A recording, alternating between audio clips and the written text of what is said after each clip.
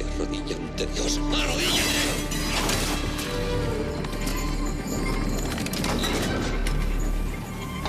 Solo el penitente pasará, con Iñaki Tovar y Ariadna Jiménez.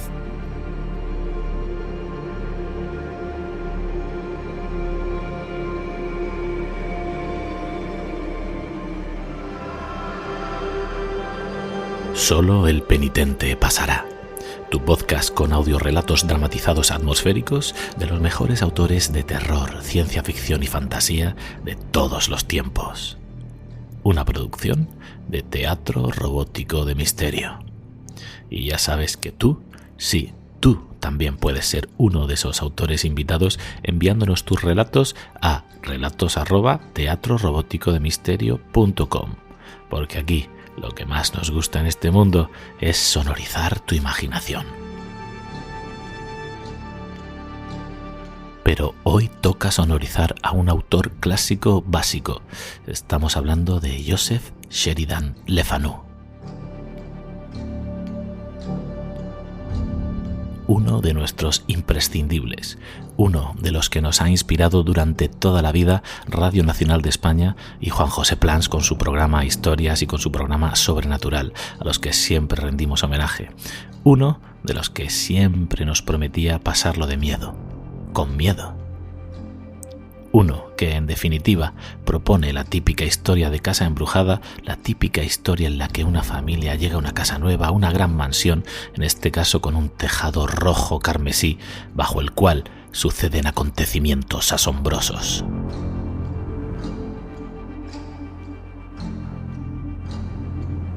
Y es que de toda la vida en la literatura de terror, la fijación por los lugares que albergan esos hechos luctuosos, esos hechos misteriosos que acechan a sus protagonistas, ya sea de formas espirituales, etéreas o de formas carnales.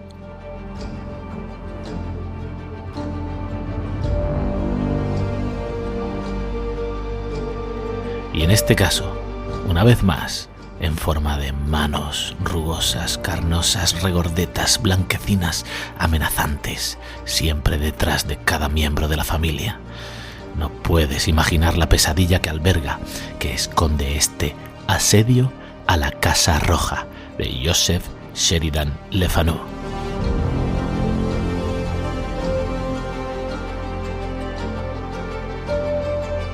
Además, le he pedido a Joseba un poco de ayahuasca para hacer un pequeño ritual y traer a Joseph de vuelta al mundo de los vivos en esta noche, solo por unos minutos, para contarnos él, en primera persona, su historia, su pasión y de qué va este cuento Asedio a la Casa Roja.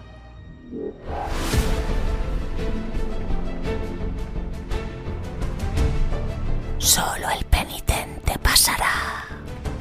Tu podcast con relatos dramatizados atmosféricos de los mejores autores de terror, ciencia ficción y fantasía. Sumérgete en nuestras historias de la mano de Iñaki Tovar y Ariadna Jiménez. En una producción de Teatro Robótico de Misterio.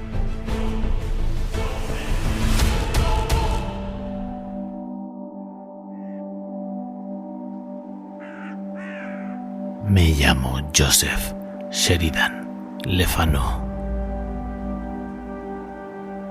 Nací en la agitada Dublín del año 1814, en el seno de una familia con raíces literarias y eclesiásticas.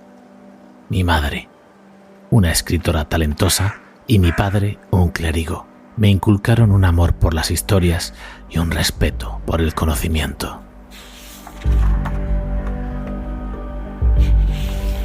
En el Trinity College de Dublín, donde estudié Derecho, me vi atrapado entre las lógicas del mundo jurídico y las llamadas de las musas literarias. Fue una época de profunda introspección y descubrimiento donde empecé a escribir en serio.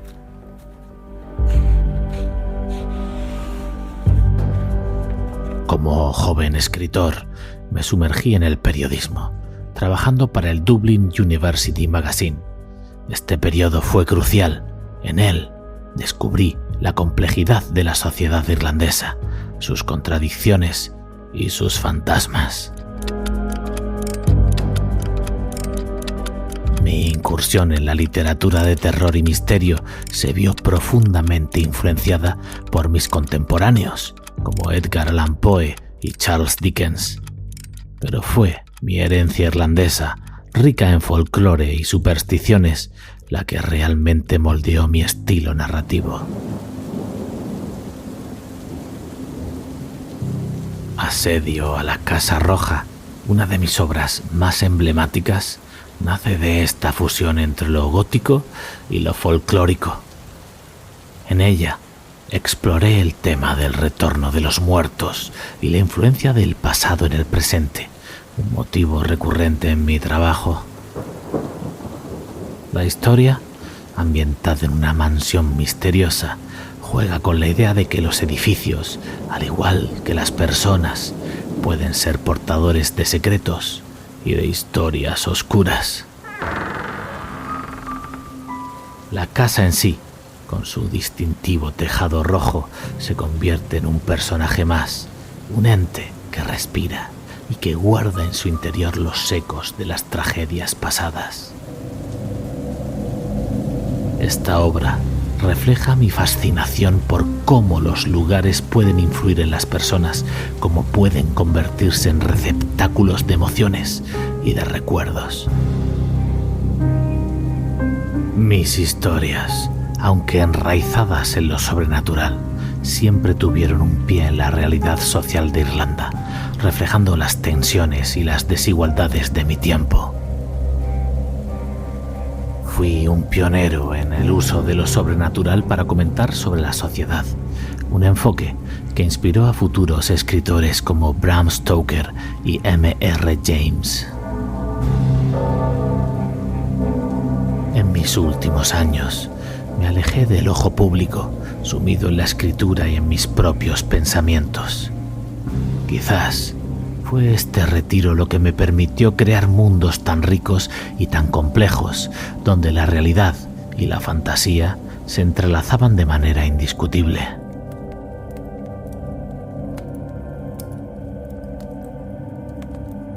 Y ahora, en el susurro de las hojas y el murmullo de las leyendas, mi espíritu sigue vivo, invitando a los lectores a perderse en las neblinas de lo desconocido, a cuestionar lo que ven y lo que creen saber.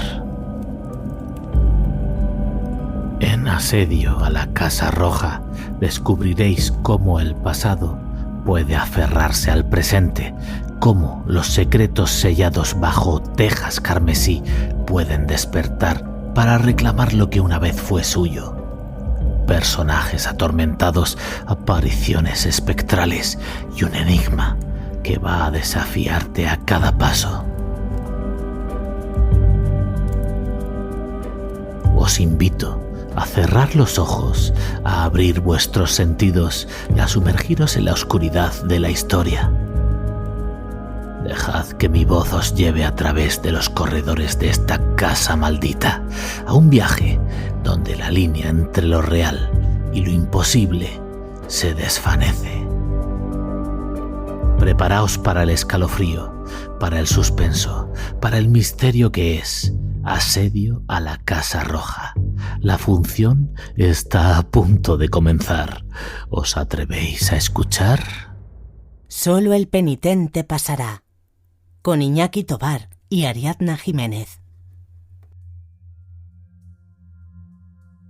A mediados del siglo XVIII después de Cristo tuvo lugar un extraño litigio entre el señor Harper, consejero municipal de la ciudad de Dublín, y Lord Castelmallarth, tutor de Lord Chatsworth durante su minoría de edad, a propósito de una casa conocida en la localidad como la Casa Roja, por tener el tejado de dicho color. El señor Harper alquiló la casa para su hija en enero de 1753. Como llevaba mucho tiempo deshabitada, mandó hacer las reparaciones necesarias y la amuebló, gastando sumas considerables en ponerla a punto. La hija del señor Harper, que estaba casada con un tal Roser, se instaló en su nuevo hogar en el mes de junio. Pero aún no habían transcurrido 3 meses cuando la joven pareja, que en este tiempo se había visto obligada a cambiar de servicio varias veces, declaró que aquella casa era inhabitable. El señor Harper se entrevistó con Lord Castelmallarth para comunicarle que consideraba cancelados los compromisos adquiridos, puesto que en la Casa Roja sucedían acontecimientos extraños y desagradables. En otras palabras, la casa estaba embrujada y no se podían encontrar criados que estuviesen allí más de unas semanas. El señor Harper añadió que después de lo que sus hijos habían sufrido, consideraba no solo que debía rescindirse el contrato de arrendamiento, sino que la casa entera debía demolerse, puesto que era la guarida de algo más terrorífico de lo que pueda ser el más peligroso de los malhechores. Lord Castelmallarth conminó al señor Harper por vía legal a cumplir el contrato, pero el consejero municipal contestó con un informe detallado de los acontecimientos, acompañado del testimonio de 7 testigos, y ganó la causa sin que las cosas fueran más lejos. Su señoría prefirió capitular antes de llevar el asunto a los tribunales. He aquí los hechos que el señor Harper expuso en su informe. Una tarde hacia finales de agosto, al atardecer, la señora Roser se hallaba sola en un saloncito que daba al huerto, situado en la parte posterior de la casa. Llevaba un rato cosiendo, sentada cerca de la ventana abierta, cuando, levantando la vista de su labor, vio claramente una mano que se posaba con precaución en el alféizar de la ventana, como si alguien, desde el huerto, tuviera intención de escalarla. Era una mano pequeña, pero bien formada, blanca y gordezuela. Una mano no muy joven, sino de alguien que rondaba la cuarentena. Unas semanas antes, en un castillo de los alrededores, hubo un robo envuelto en circunstancias particularmente horribles. Los asesinos mataron a la dueña de la casa y quemaron gran parte del edificio, y la policía aún no los había capturado. La señora Roser pensó en el acto que la mano pertenecía a uno de los criminales que intentaba introducirse en la Casa Roja. Lanzó un grito estridente aterrorizada, y la mano se retiró, aunque lentamente. Enseguida se llevó a cabo una minuciosa investigación en el huerto, sin hallar rastro del desconocido. Incluso se llegó a dudar por un instante de la realidad de lo que viera la señora Roser, ya que debajo de la ventana había una fila de macetas que se hallaban en perfecto orden, y nadie hubiera podido acercarse a la pared sin volcar alguna. Aquella misma noche se oyeron en la ventana de la cocina unos golpecitos tenues, pero persistentes. Los criados se asustaron. Uno de ellos tomó un atizador y fue a abrir la puerta trasera. Por más que escrutó en la oscuridad, no vio a nadie, y sin embargo, en el momento en que cerraba de nuevo, tuvo la impresión de que alguien golpeaba el batiente con el puño, como si intentase entrar a la fuerza en el interior. Se sintió aterrorizado, y aunque siguieron sonando los golpes en los cristales de la ventana de la cocina, no se atrevió a hacer nuevas averiguaciones. El sábado siguiente, hacia las 6 de la tarde, la cocinera, mujer entrada en años, serena y sensata, estaba sola en la cocina. De pronto vio la misma mano, corta pero aristocrática, con la palma posada contra la ventana y moviéndose lentamente de arriba a abajo, como buscando cuidadosamente alguna irregularidad en la superficie del cristal. Al verla, la cocinera gritó y se puso a rezar, pero la mano tardó unos segundos en retirarse. Durante las tardes siguientes se oyó de nuevo llamar a la puerta, suavemente al principio y después más fuerte, con el puño cerrado. El mayordomo se negaba a abrir y preguntaba en voz alta quién era, pero no obtenía más contestación que el ruido de una mano deslizándose de derecha a izquierda con un movimiento suave y vacilante. El señor y la señora Roser, que pasaban la velada en el saloncito de atrás, oían también golpes en la ventana, unas veces discretos y furtivos, como si dieran una contraseña, otros fuertes y enérgicos, tanto que llegaban a temer que se rompieran los cristales. Hasta entonces los ruidos solo se producían en la parte trasera de la casa, que como se sabe, daba al huerto. Pero un martes por la noche hacia las 9:30, los golpes se oyeron en la puerta principal. Duraron 2 horas para desesperación del señor Roser, cuya esposa estaba aterrorizada. Luego pasaron muchos días con total normalidad, y ya todo el mundo empezaba a respirar tranquilo, cuando la noche del 13 de septiembre se produjo un nuevo incidente en la despensa.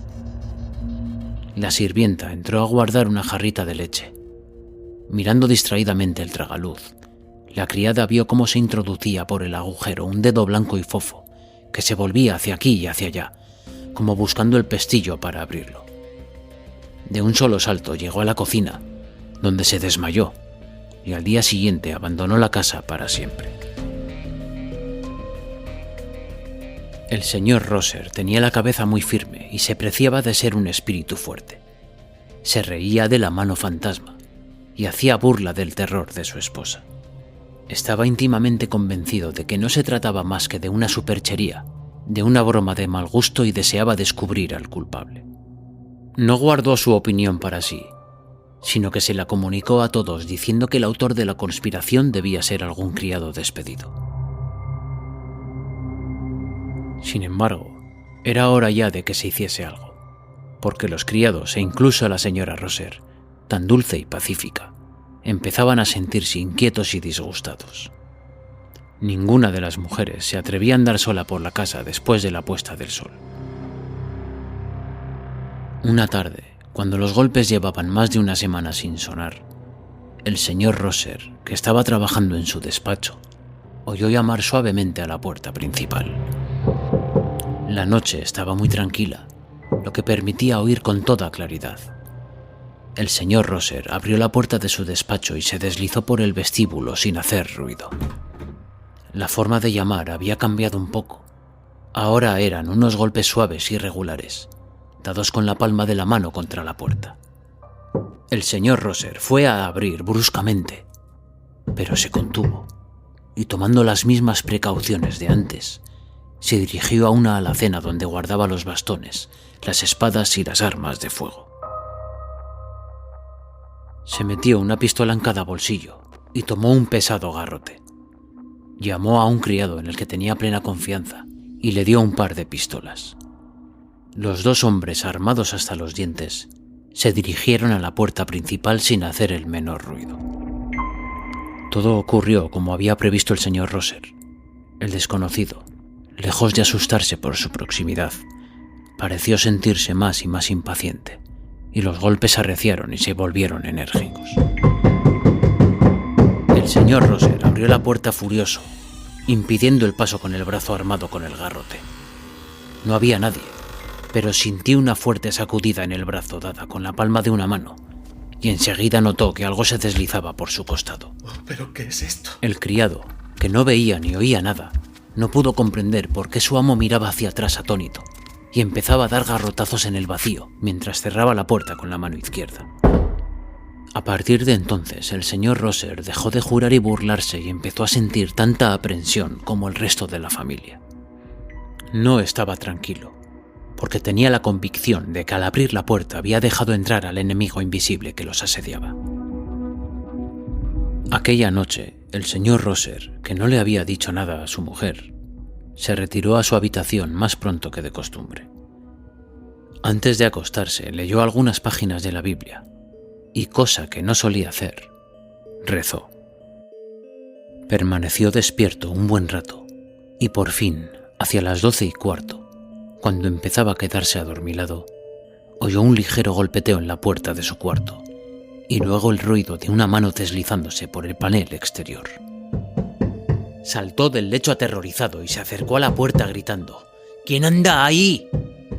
Pero no hubo más respuesta que el ruido, que conocía tan bien, de una mano acariciando suavemente la puerta. A la mañana siguiente, la criada, temblando de horror, descubrió la huella de una mano en el polvo de una mesa sobre la que habían desempaquetado diversos objetos el día anterior. El señor Roser fue a examinar la huella y fingió darle menos importancia de la que en realidad le estaba dando, a pesar de lo cual hizo que todos los habitantes de la casa colocaran la mano derecha sobre la mesa. Así, obtuvo la huella de todas las manos, incluida la de su mujer y la suya propia. La mano desconocida era distinta a todas y correspondía exactamente a la descripción que de ella habían hecho tanto el señor Roser como la cocinera. Estaba claro que el dueño de la mano, quienquiera que fuese, se hallaba dentro de la casa. El nerviosismo general, que ya era grande, creció considerablemente. Durante las noches siguientes, la señora Roser tuvo horribles pesadillas que la hacían saltar de la cama bruscamente, lívida y temblorosa, pero que luego no podía explicar en qué consistían. Cuando se despertaba, no recordaba más que una lucha atroz con algo que no podía describir. Y era posible que lo que ella consideraba pesadillas no fuera más que una enfermedad física, más que moral. Una noche, cuando entraba en el dormitorio conyugal, el señor Roser se sintió atemorizado por el silencio absoluto que allí reinaba. Tenía el oído muy fino y, sin embargo, no oía la respiración de su mujer, que se había acostado momentos antes. Una vela encendida, colocada sobre una mesa, iluminaba débilmente el lecho con dosel, cuyas cortinas estaban corridas, como de costumbre. El señor Roser, que había estado verificando unas cuentas, llevaba en la mano un pesado diario. Con el corazón oprimido, se acercó al lecho y descorrió la cortina. Por un instante creyó que su mujer había muerto. Yacía tendida, inmóvil, los ojos fijos, la frente perlada de sudor frío, y en la almohada, cerca de la cabeza, había algo que al principio creyó que era un sapo, pero que en realidad era la mano blanca y fofa, cuya muñeca descansaba en la almohada y cuyos dedos se dirigían hacia la sien de la señora Roser. Preso del terror, el señor Roser tiró el pesado volumen con todas sus fuerzas en dirección hacia donde debía hallarse el dueño de la mano. Esta se retiró al instante, pero sin prisa excesiva, mientras la cortina se ondulaba ligeramente. El señor Roser corrió hacia el otro lado de la cama y llegó a tiempo para ver cómo se cerraba la puerta del gabinete adyacente. La abrió y entró en la habitación. Estaba vacía. Cerró la puerta con llave y cerrojo, llamó a las criadas y entre todos y tras muchos esfuerzos consiguieron que la señora Roser se recuperara de su desmayo. La pobre mujer era víctima de una crisis nerviosa. Lo que hizo que los Roser abandonasen la Casa Roja para siempre fue la extraña enfermedad que atacó de pronto a su hijito, un chiquillo de 2 años y medio. El niño pasaba horas enteras desvelado, en el paroxismo del terror. Los médicos diagnosticaron un principio de hidroencefalitis y su madre, llena de inquietud, no abandonaba la cuna del niño y lo velaba, acompañado por la doncella. La cama del niño estaba adosada a la pared, con la cabecera contra una alacena cuya puerta no cerraba bien. Una cortinilla blanca rodeaba la cuna y descendía hasta la almohada. Las 2 mujeres tardaron muy poco en darse cuenta de que el niño se iba tranquilizando paulatinamente cuando lo tomaban en brazos. Sin embargo, una vez que se había dormido y lo metían en la cuna de nuevo, a los 5 minutos empezaba a gemir como presa de un acceso de pánico. En una de aquellas ocasiones, primero la doncella y después la señora Roser se dieron cuenta de la causa de los horribles sufrimientos del niño. Deslizándose por la entreabierta puerta de la alacena, medio escondida por el baldaquín de la cuna, apareció extendida la misma mano blanquecina y gordezuela, con la palma de la mano hacia abajo, sobre la cabeza del niño. Lanzando un grito de terror, la madre tomó al niño en brazos y, seguida por la criada, penetró en la habitación donde dormía su marido. Apenas cerraron la puerta tras ellas, se oyó un suave repiqueteo en el otro lado. Al día siguiente, los Roser abandonaron la casa para siempre.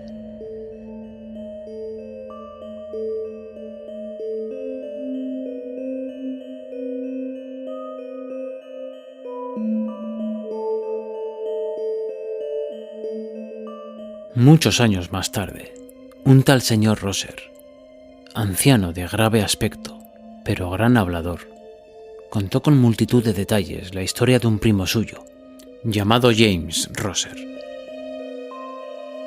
Este había dormido durante cierto tiempo de su niñez en una habitación de una casa de tejado rojo, de la que se decía que estaba embrujada y que, andando el tiempo, fue demolida. Durante toda su vida, cada vez que estaba enfermo, fatigado o simplemente febril, tenía una penosa visión. Se le aparecía un personaje grueso y pálido.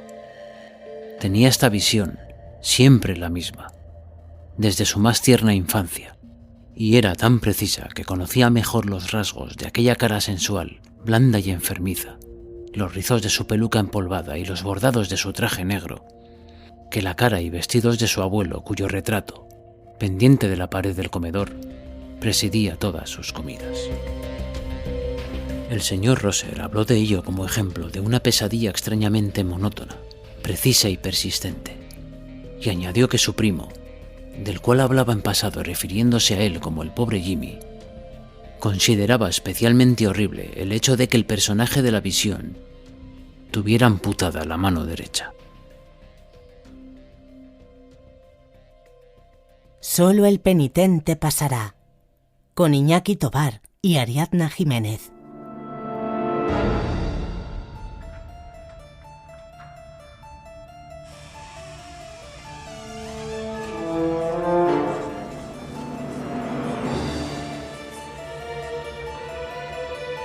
Acabas de escuchar Asedio a la Casa Roja, un relato de terror de Joseph Sheridan Le Fanu. Interpretado por Joseba Bajo como el narrador de la introducción y por mi tocayo Iñaki Larruzcain como ese relator de los hechos. Montado y sonorizado por servidor el que os habla, Iñaki Tobar. Qué bien, ¿eh? Otro relato gótico con mano incluida. ¿Os acordáis de la última vez que tuvimos un relato de una mano, verdad? Os dejo por aquí el enlace si os gustan los relatos con manos tétricas de protagonistas. La verdad es que dan mucho juego. Y no me digáis que no son perturbadoras esas imágenes que esperamos haber dibujado en vuestra imaginación, de esa mano regordeta blanquecina apuntando con sus dedos sibilinos la sien de la mujer del protagonista o apoyándose contra la coronilla del pobre bebé. Buah, me pone los pelos de punta a mí. Pues hasta aquí, penitentes. Muchísimas gracias por escuchar este relato. Ya sabéis que en la factoría de teatro robótico de misterio no paramos y seguimos ideando y planeando maldades sonoras para vosotros. Mientras llegan, os invitamos, como siempre, a que nos sigáis en cualquiera de nuestras redes sociales, buscando simplemente Teatro Robótico de Misterio donde queráis, nos vais a encontrar. En la página web teatrorobóticodemisterio.com tenéis toda la información sobre nosotros, el coro de voces penitentes y sorpresas varias. Y lo mejor de todo, nuestro grupo de Telegram, al cual puedes acceder desde el enlace que hay aquí, un grupo gratuito en el cual, pues, entre bambalinas, entre bastidores, compartimos con nosotros también, pues, novedades antes que en otros canales y, oye, pues compartimos en general esta emoción, esta ilusión por el género de la fantasía sonora, del drama atmosférico, ¿verdad? Que tanto nos gusta, presentado en este Audiomascope sello de la casa, con el que siempre pretendemos pues eso, hacéroslo pasar de miedo con miedo. Ah, y por cierto, si te gusta el trabajo que hacemos, si quieres apoyarnos a que sigamos desarrollándolo, tienes también un enlace en la descripción para invitarnos a un café. Así que nada más, penitente. Nos vemos en el siguiente programa. Gracias y un abrazo muy grande. Adiós. Has escuchado Solo el penitente pasará. Dramatizaciones inmersivas de los clásicos de terror, ciencia ficción y fantasía de todos los tiempos. Si eres autor novelo amateur y quieres escuchar cómo suena tu imaginación, atrévete a cruzar el umbral y envíanos tu escrito a relatos@teatrorobóticodemisterio.com. Te esperamos en el siguiente programa, si te atreves.